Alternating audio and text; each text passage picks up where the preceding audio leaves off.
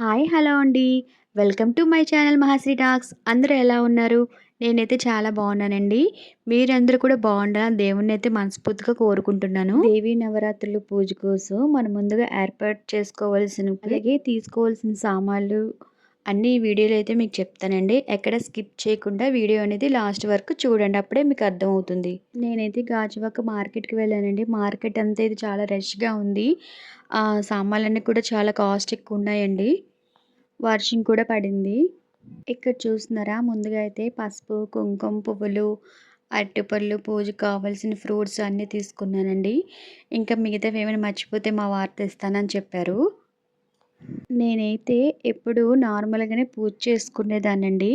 ఎప్పుడైతే కలశం పెట్టలేదు, అఖండ దీపం కూడా పెట్టలేదు. ఎందుకో నాకు అనిపించింది ఈ సంవత్సరం అఖండ దీపం పెట్టుకోవాలని. మనం అనుకుంటే సరిపోదు కదండి, అమ్మవారి అనుగ్రహం కూడా ఉండాలి. ఆ అమ్మవారి అనుగ్రహం నాకు ఉందండి. అందుకే ఈ సంవత్సరం ఎలాగైనా చేసుకోవాలనుకున్నాను.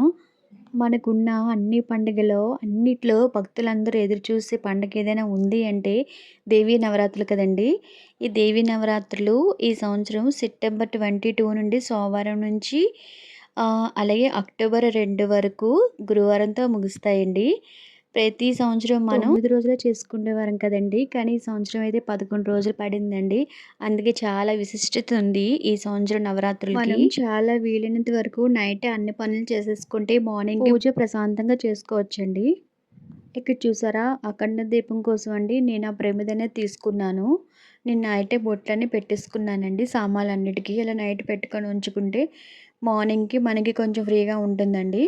ఏ హడావిడి లేకుండా ప్రశాంతంగా చేసుకోవచ్చు. ఈ పూజ అనేది ఎవరైనా చేసుకోవచ్చండి. మనకి ఏ ఆటంకం లేకపోతే పూజ అనేది చేసుకోవచ్చండి. మేము 11 రోజులు చేయలేము అనుకునే వాళ్ళు లాస్ట్ చివర 5 డేస్ చేసుకోవచ్చండి. లేదంటే 3 డేస్ చేసుకోవచ్చు. లేదంటే 1 డే కూడా చేసుకోవచ్చండి. 11 రోజులు మన ఇంటిని చాలా పరిశుభ్రంగా ఉంచాలండి. అలాగే ఇంట్లో ఎప్పుడు ధూపం వేస్తూ కూడా ఉండాలి. అఖండ దీపం, కలశం పెట్టుకోలేని వాళ్ళు, వీలు కాలేని వాళ్ళు నార్మల్ పూజని చేసుకోవచ్చు. అంటే అది జాబ్కి వెళ్ళే వాళ్ళు ఉంటారు కదా, వాళ్ళైతే పెట్టుకోలేరు కదండి.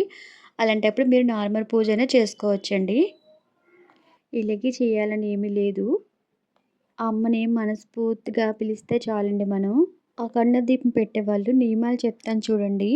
ముందుగా అయితే నాన్ వెజ్ అనేది అసలు తినకూడదండి. ఇంట్లో వండకూడదు కూడాను.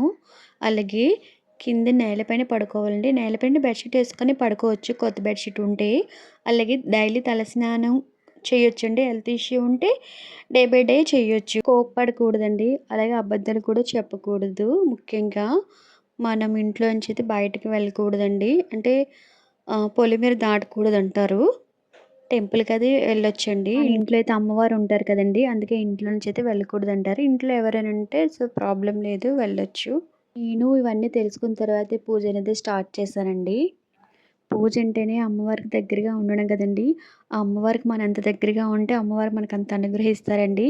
ఇంట్లో ప్రశాంతత అనేది ఉంటుంది. మనం ఎన్ని రోజుల నుంచి అనుకోలేని కోరికలు ఏమైనా ఉంటే మాత్రం కంపల్సరీ అవి తీరుతాయండి. నేను నమ్ముతున్నాను. జై కనకదుర్గమ్మ తల్లి.